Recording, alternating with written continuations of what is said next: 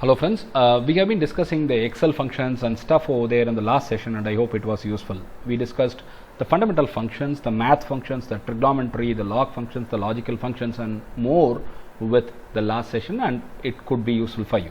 Now we are going to go ahead to the next step where we will learn sorting as well as the types of charts that are supported in the Excel. It's going to be really very easy for you to understand, and it's going to be interesting as well. Well, how do we do it? We'll start with the sorting. Sorting can be done for numbers as well as you can sort the strings or the words in the alphabetical order, in the reverse or in the straight order. We can do that. How do we do it? First I create a dummy data. Flower, donkey, cat, boy, apple is created. Now I'm going to sort it. How am I going to sort it? It's already in reverse order. Let's sort it in normal A to Z order. Once I select this and then I need to go to data, there you can see that I've got an option for A to Z and then Z to A. I'm clicking A to Z and it is asking me, do I have to expand the selection? I wish not to expand because this will also be included in that case, so I go with current selection.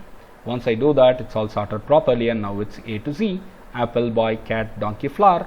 Now how do we go ahead with reversing it? Just select this, going ahead with the same option. Now it's reversed, so it's descending order if you call it technically. Now I've got some numbers here. The numbers are sorted descending already. Now we want them to be sorted in ascending order.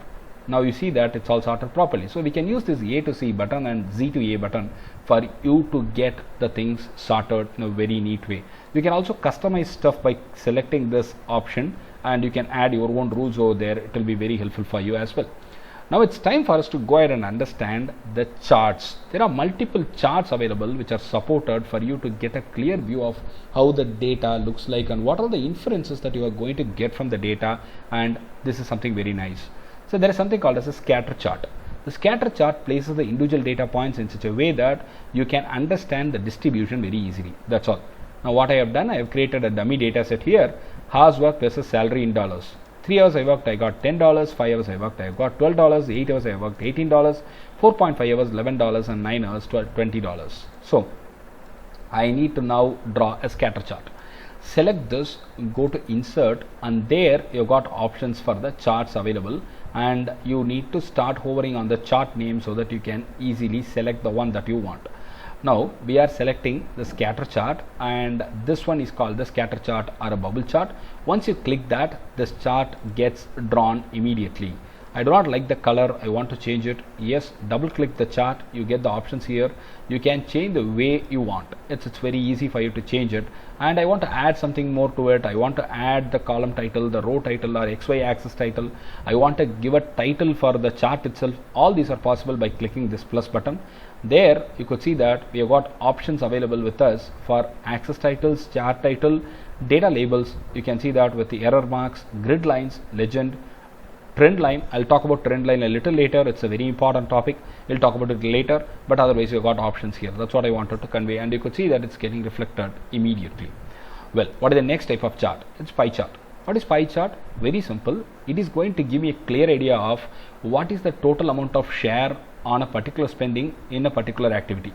I've got 1000 rupees with me. I have spent it in 5 different things. I need to understand how much is the spending in each area that I spent. So I've got food with 1000 rupees spending, rent with 2000 rupees, household with 1575 spending, and I want to look at as a very clear display. So I will have to go for pie chart.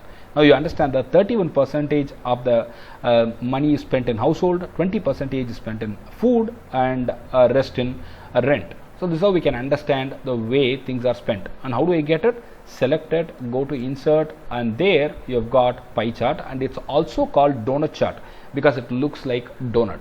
And you want to change things, you want to add things, yeah, you can always do it. The chart title, the data labels, the legend, all these can be changed. And as usual, if you do not like the color, go ahead with the different options and you are free to select that. This is nice, isn't it? That's very easy. Now column chart. What is column chart? Column chart will let you know what are all the data statistics in terms of some bars. That's all. I'm going to use bars, and there I'll get the things very clearly. Now I've got state and the population here. The state is New York, Chicago, Texas, Massachusetts, and California, and population is mentioned here as 20 lakhs, 15 lakhs, something like that. And this is random data. Again, I just created it for demo purpose. And once you select that and once you go to insert, there you have got this bar chart, column chart available. This column chart will get you some bars in terms of columns, and that will display the content that you have given in the data content here. So that's how we have seen it here, and this is a very nice representation for somebody to understand. And you've got multiple options. If you're going for a very professional presentation, you can choose these kind of stuff and it will really attract people. And the next one is called bar chart. This is now presenting in terms of column, and if I go with a row wise display, for example, this bar comes in the plane like this, it's very easy for us to go ahead with it, and it's a horizontal plane view, I can call it that way, and this is called bar chart. You can select this and go to insert option where you have got the bar chart. Select that and you get the data immediately displayed as bar chart. One final chart is there which is called line chart. It will be very helpful for somebody to understand the trends of a particular thing, and also you can compare it with multiple things. For example, I have taken some random data about the job opportunities in Tamil Nadu, Andhra Pradesh, then Telangana, Delhi and UP. This is just a random data that is generated for 2018, 2019 and 20.